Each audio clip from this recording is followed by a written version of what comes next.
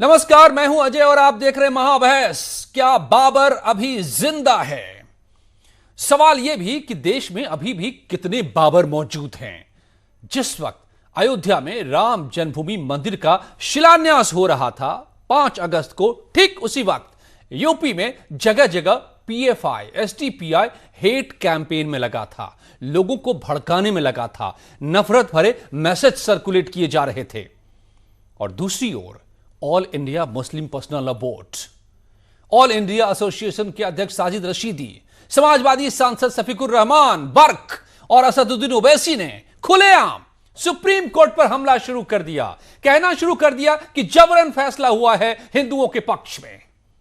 तो क्या इन सब के आपस में तार जुड़े हुए हैं? क्या खुद को सुप्रीम कोर्ट से ऊपर समझने वाले ये देश के साथ खिलवाड़ कर रहे हैं? तो इनके साथ क्या सलूक हो? आज बड़ा सवाल, बड़ी बहस महाबहस में। लेकिन पहले ये रिपोर्ट। मंदिर के खिलाफ सोशल साजिश।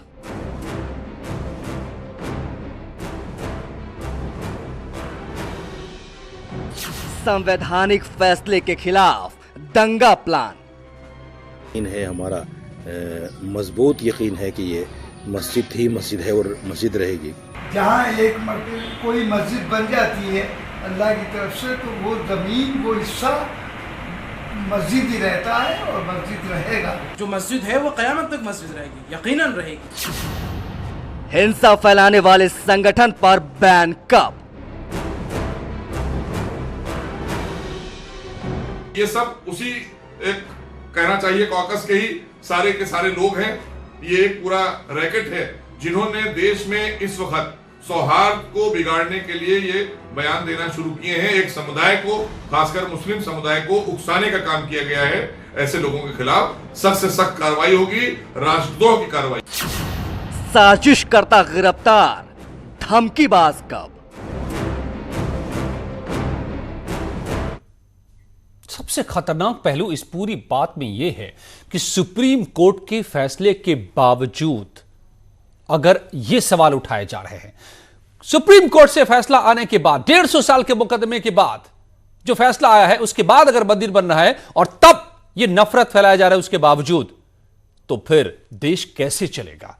कानून को तोड़ने की बातें, कानून से ऊपर समझने वाले क्या हिंदुस्तान को तालिबान बनाने की कोशिश कर रहे हैं? क्या सपना देख रहे हैं? क्या मेरे साथ विनीत जिंदल, वरिष्ठ अधिवक्ता, दिल्ली से जुड़े हुए हैं, उनसे मैं समझूंगा कि इसके क्या मायने हो जाते हैं रूल ऑफ लॉ के लिहाज से। सैफ अली खान, कांग्रेस के नेता, मेरे साथ जुड़े हुए हैं। डॉक्टर चंद्रमोहन, बीजेपी के प्रवक्ता। मोहम्मद अली हुसैन, मुस्लिम धर्मगुरु। शिशिर चतुर्वेदी, प्रवक्ता, हिंदू महासभा। स्वागत है आप सभी का। मगर सबसे पहले मैं इस डिबेट में जाऊं तमाम मेहमानों के बीच, जल्दी से विनीत जिंदल, हमें आप ये बताइए, सुप्रीम कोर्ट का फैसला और जिस जुडिशियल प्रोसेस से, कानूनी प्रक्रिया से, लंबी प्रक्रिया से, दशकों की प्रक्रिया से, 100 साल से ज्यादा के बाद यह फैसला आया और अब मंदिर बन रहा है, और उसके बाद यह सारी बातें, चाहे पीएफआई कर रहा हो, बैंड ऑर्गेनाइजेशन, आतंकी संगठन, या फिर यह सामने आकर तमाम हमारे नेता लोग, कितना खतरनाक है? देखिए, जिस तरीके से ये स्टेटमेंट्स दी जा रही हैं, डेफिनेटली ये बहुत हमारे देश के लिए, हमारे देश की अखंडता और एकता के लिए बहुत बड़ा खतरा है। और सबसे बड़ी बात ये है, ये और ज्यादा ग्रेवेंस बढ़ जाता है इस चीज का जब ये लोग सीधा हमारे देश की सर्वोच्च न्यायालय, जिसने इतने लंबे समय तक सब कुछ देखने के बाद, सारे पहलुओं को देखने के बाद, समझने के बाद एक इतना बड़ा 1400 से पेजों से ज्यादा का एक जजमेंट दिया, जिसके अंदर हर एक चीज को बड़े साफ और निष्पक्ष तरीके से उसके अंदर डिस्कस किया गया और उसके बाद ये मामला किया गया। और देखिए, बड़ा एक अच्छी बात यह है कि सुप्रीम कोर्ट ने जब ये इस चीज को जजमेंट पास किया तो एक बड़ा स्पेसिफिक चीज बोली थी कि ये मामला किसी धर्म से जोड़ के ना देखा जाए। ये मामला हमारे सामने एक प्रॉपर्टी डिस्प्यूट की तरह है, और उस प्रॉपर्टी डिस्प्यूट में जो निष्कर्ष निकलेगा, जो कानूनी रूप से बनेगा, हम उस चीज के ऊपर जजमेंट देंगे। कोई भी कम्युनिटी, चाहे हिंदू कम्युनिटी हो, चाहे मुस्लिम कम्युनिटी हो, जब ये जजमेंट आया उस टाइम पे किसी भी कम्युनिटी ने किसी तरीके का कोई ऑब्जेक्शन नहीं उठाया और बड़े अच्छे तरीके से सबने उस जजमेंट को एक्सेप्ट किया जी। अब इस पॉइंट पे आके ऐसा क्या हो गया कि जब राम मंदिर की नींव रखी जा रही है, उस समय ये लोग आके ऑल ऑफ सडन इस चीज के ऊपर हो हल्ला कर रहे हैं। बिल्कुल। हम मोहम्मद अली हुसैन, क्या आप बता पाएंगे कि ये लोग कौन हैं? जी, क्यों नहीं माना जाए कि ये देश के दुश्मन हैं? बताएं। चाहे पीएफआई हो, एसडीपीआई हो, या सफीकुर रहमान बर्क हो, जो कह रहे हैं कि जब जबरन फैसला करवा लिया। समाजवादी पार्टी के सांसद हैं ये। अब 2 दिन से समाजवादी पार्टी डिबेट में नहीं आ रही है, कोई प्रवक्ता नहीं उनके आ रहे, जवाब नहीं दे पा रहे। तो ये देश के खिलाफ नहीं है तो क्या है? चाहे असदुद्दीन ओवैसी हो, चाहे साजिद रशीदी हो, चाहे all India Muslim personal law board हो, ये सब के सब देश के दुश्मन नहीं है तो क्या है? बताइए। देखिए, हम बहैसियत ऑल इंडिया शिया पर्सनल लॉ बोर्ड कदीम के जनरल सेक्रेटरी की हैसियत से आपसे बात कर रहे हैं कि कोर्ट के फैसले को पूरी दुनिया, पूरे हिंदुस्तान ने कबूल किया, माना, और सब ये चाहते थे कि ये विवाद ख़त्म हो जाए और मंदिर बन जाए। हमें तो कोई शिकवा शिकायत नहीं है, बहुत अच्छा काम हुआ। हमारे मुल्क के वज़ीर आज़म ने उसकी बुनियाद रखी। हम खुद ये चाहते हैं कि हमारी नस्ल में ये इख्तलाफ न जाने पाए, दुश्मनी ना होने पाए, और मंदिर का कोई भी मुखालिफ नहीं है। कोई मुसलमान मंदिर कोई मुखालिफ नहीं है, अगर वो है तो वो मुसलमान नहीं है, क्योंकि मंदिर जो है एक आस्था का मामला है।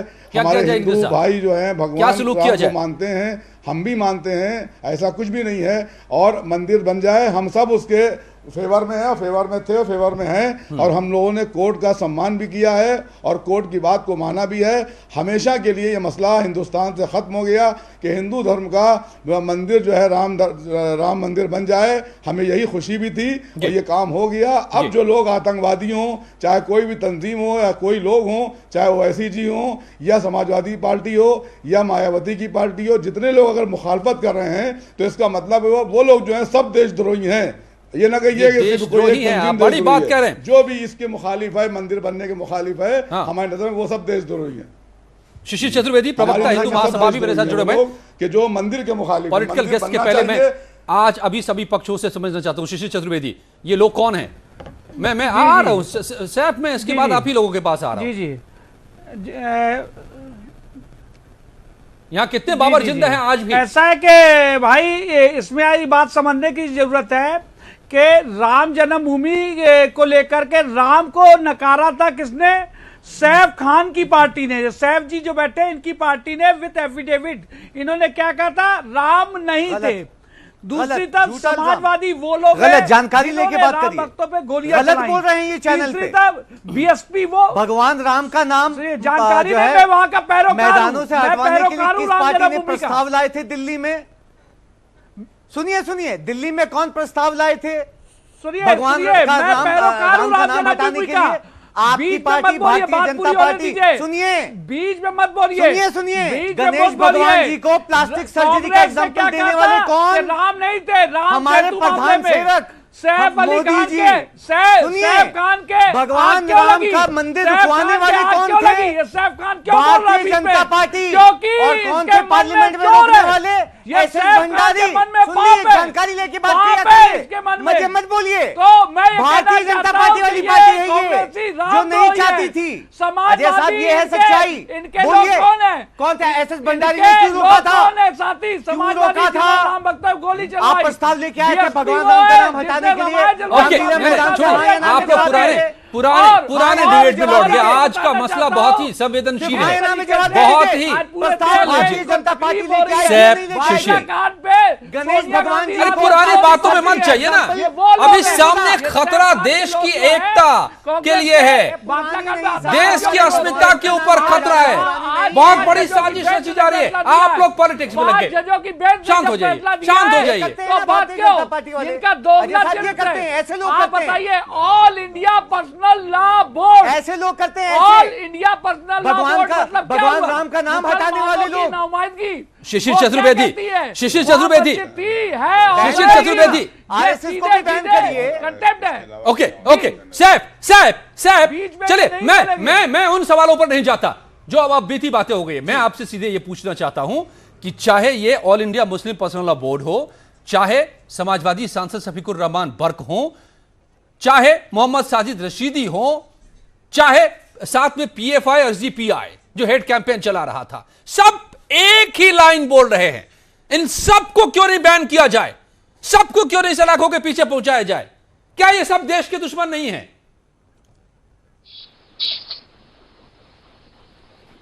अजय साहब, जो आपने सवाल पूछा है, मैं थोड़ा सा और से, आप जो कहते हैं पिछली बातों को छोड़ दीजिए, मैं कहता हूं भगवान राम के मंदिर के लिए जब इंडियन नेशनल कांग्रेस प्रस्ताव पार्लियामेंट में लेके आई थी तो उसे रोकने वाला कौन था? भारतीय जनता पार्टी। तो क्या उसको दुश्मन नहीं माना जाए? आज यहाँ देश का सवाल आज आप है। ये देखिए ना, कौन था? एसएस भंडारी थे जिन्होंने रोका देश था। का सवाल है, देश के भीतर देश के दुश्मन बैठे साजिश कर रहे हैं हमारे खिलाफ, देश के खिलाफ, हिंदू मुसलमान के खिलाफ, एकता के खिलाफ। अगर राजीव गांधी जी वापस पीएम बन जाते, भगवान राम का मंदिर बन चुका होता। आज ये डिस्प्यूट होती ही ना।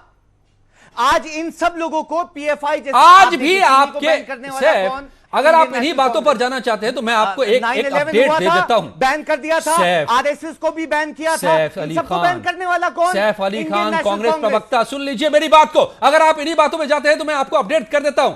आपके दो नेता दिग्विजय सिंह, कमलनाथ ने जो बातें कही, राम राम कहा मंदिर के समय, आज आपके तीसरे सांसद ने सोनिया गांधी से शिकायत की है कि ये देखिए राम राम करने लगे, क्यों? तो आप छोड़िए इन बातों को, आप पहले घर में समझिए कि क्या पर। और वो हलफनामा सबको याद है सुप्रीम कोर्ट का, जिसका जिक्र कर रहे हैं डॉक्टर चंद्रमोहन। सुनिए, सर्टिफिकेट कौन किससे दे?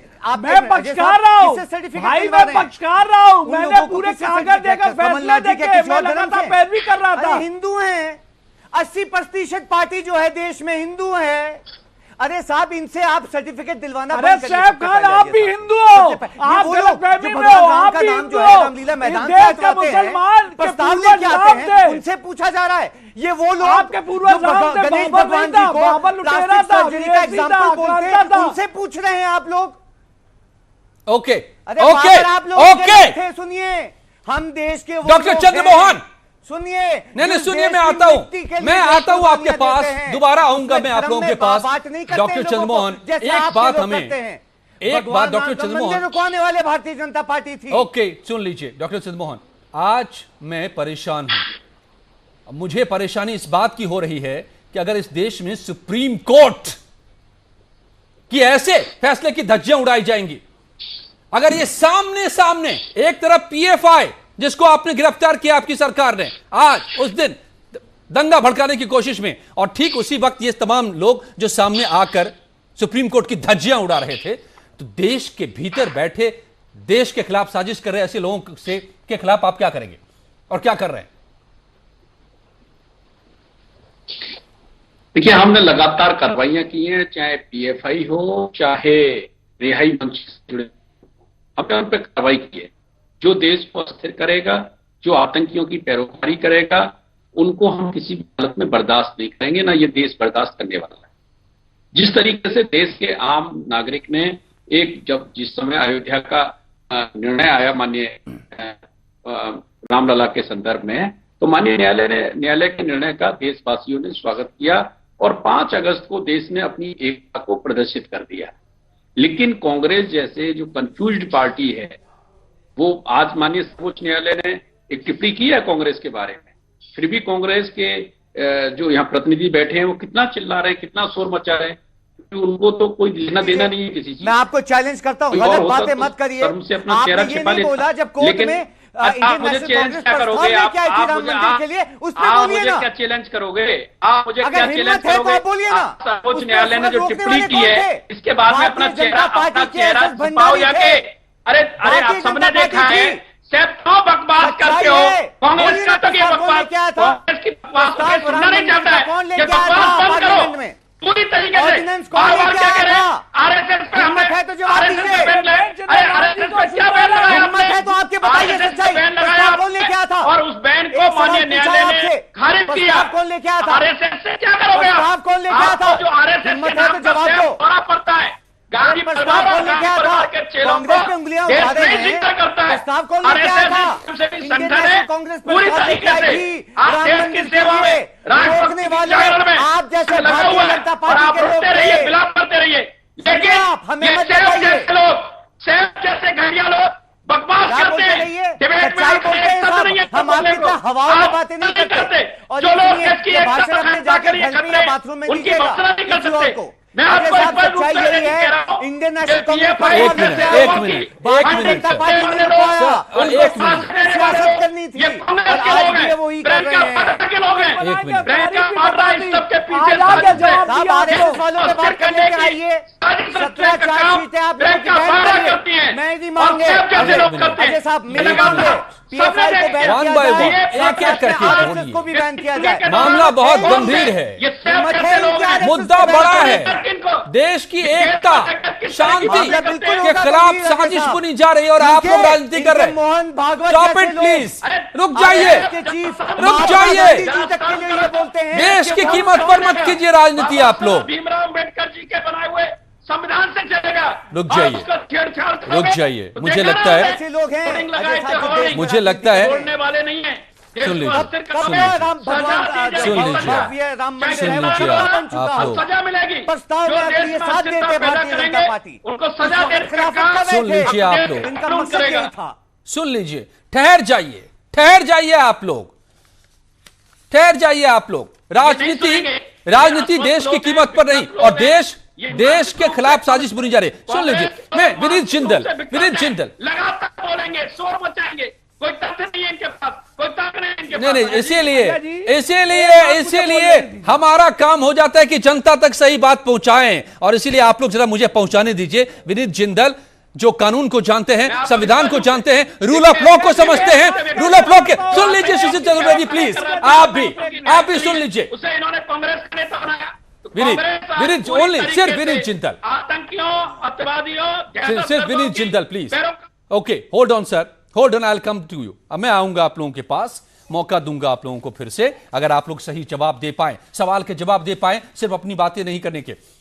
विनीत जिंदल, मैं आपसे यह समझना चाहता हूं, जो all India Muslim personal law board यह कहता है कि यह अन्यायपूर्ण, दमनकारी, शर्मनाक और बहुसंख्यक तुष्टीकरण के आधार पर फैसला हुआ है, जो साजिद रशीदी यह कहता है कि वहां मस्जिद था, मस्जिद है, मस्जिद रहेगा और मस्जिद को तोड़कर मंदिर बनाया जाएगा, जो बाबर ने 500 साल पहले किया था, वही बात दोहरा रहा है।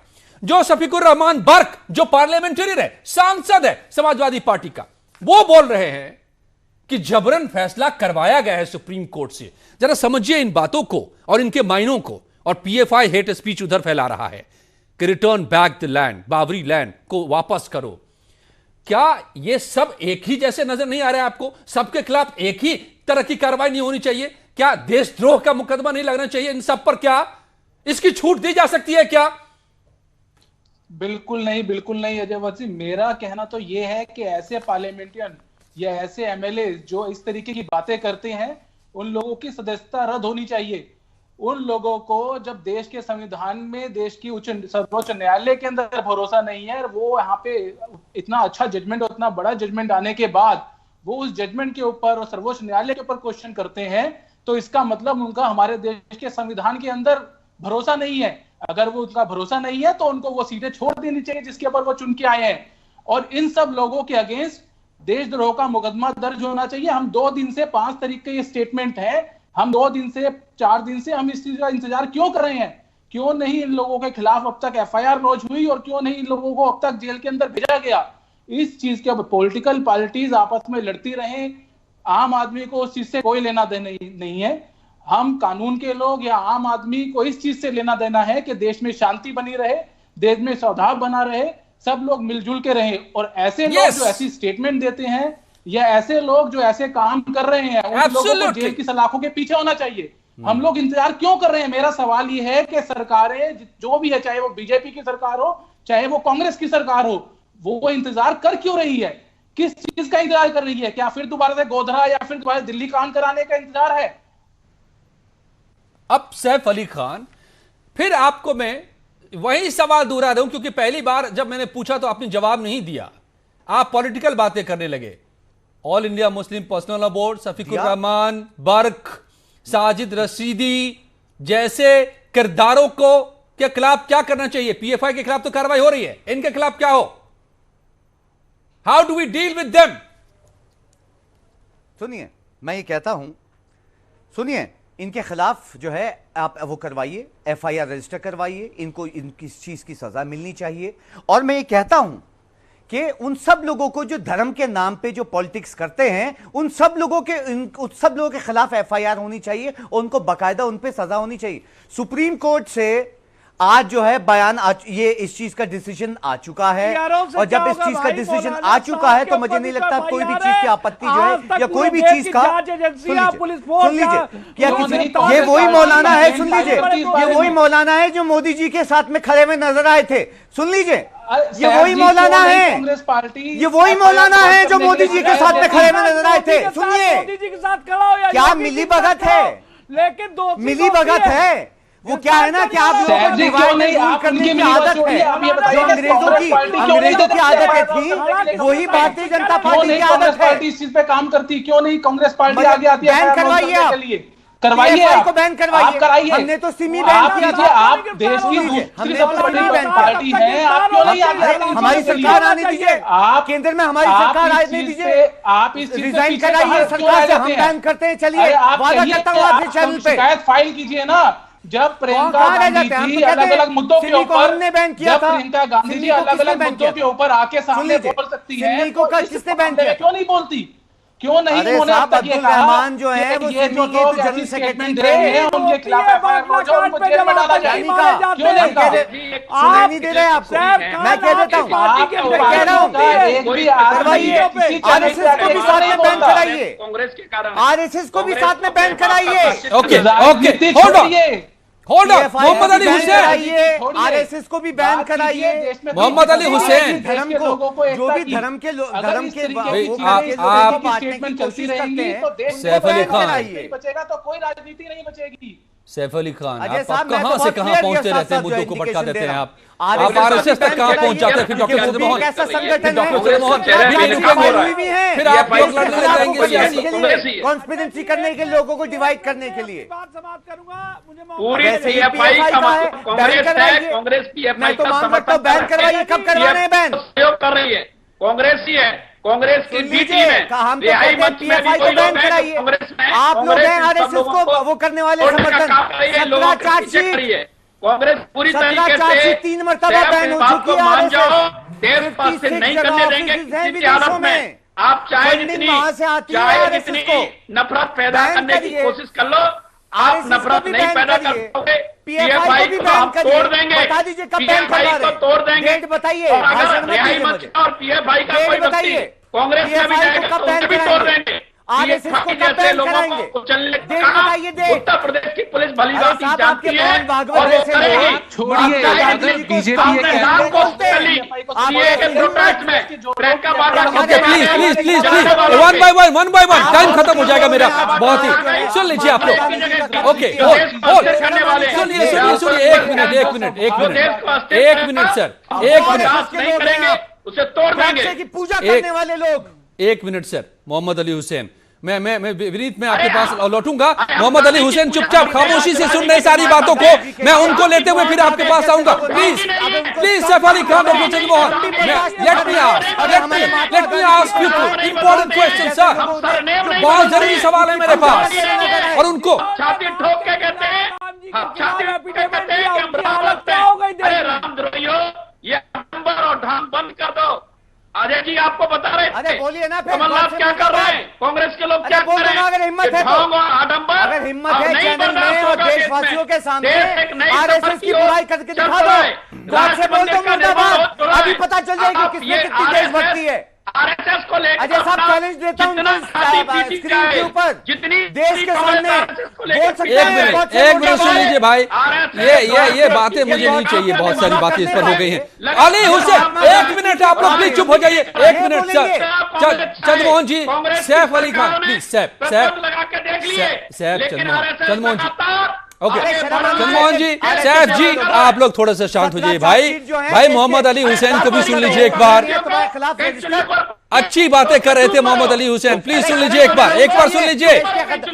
ओके, ऑडियो डाउन एवरीबॉडी, कि सबकी आवाज थोड़ी देर के लिए बंद है, आप लोग की आवाज अभी नहीं जा रही है। सैफ, मोहम्मद अली हुसैन, मैं एक बात समझना चाहता हूं, ये जो इस तरह के बयानात आए हैं, चाहे वो all India Muslim personal law board के हों या बर्क साहब के हों जो सांसद हैं समाजवादी पार्टी के, या साजिद रशीदी के हों, ये लोग अगर सुप्रीम कोर्ट को नहीं मान रहे, तो क्या चाहते हैं आप सुन पा रहे हैं क्या मुझे? अली हुसैन साहब, आपको आवाज मिल रही है मेरी?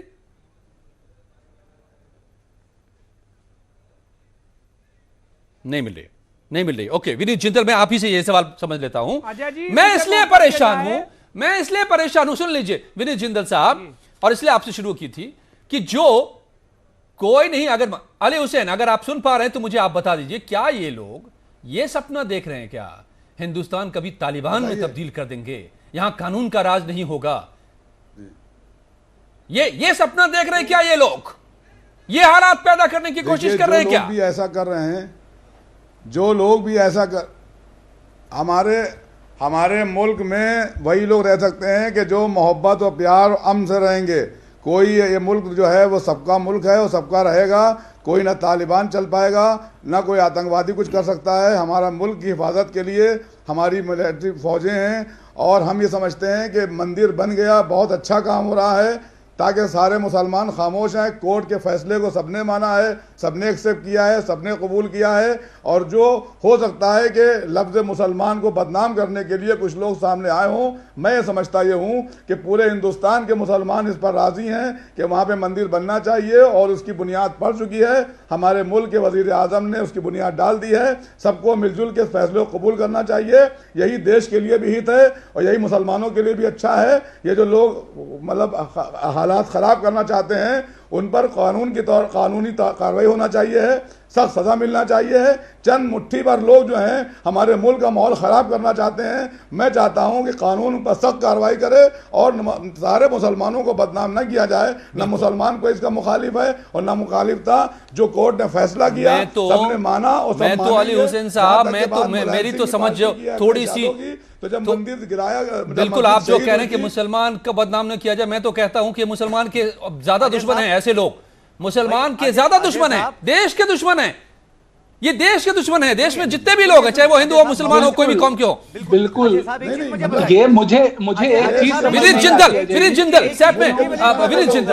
जिंदल, क्या एक्शन हो ताकि वंस फॉर फाइनल हमेशा के लिए ये ऐसे लोगों को मौका ना मिले और एक सख्त संदेश जाए कि आप नहीं खिलवाड़ कर सकते हिंदुस्तान के संविधान के साथ। बिल्कुल इन सबके ऊपर कानूनी कार्रवाई होनी चाहिए। मुझे एक चीज समझ नहीं आती कि हमारी जो भी पॉलिटिकल पार्टीज हैं, चाहे वो बीजेपी हो चाहे वो कांग्रेस हो, हम ये लोग आपस में एक दूसरे के ऊपर ही क्यों शीताकशी करते रहते हैं? क्यों नहीं? अगर कांग्रेस ये कहती है कि इन लोगों ने गलत स्टेटमेंट दिया, वो मानती है, क्यों नहीं वो लोग आगे आते इस चीज के लिए?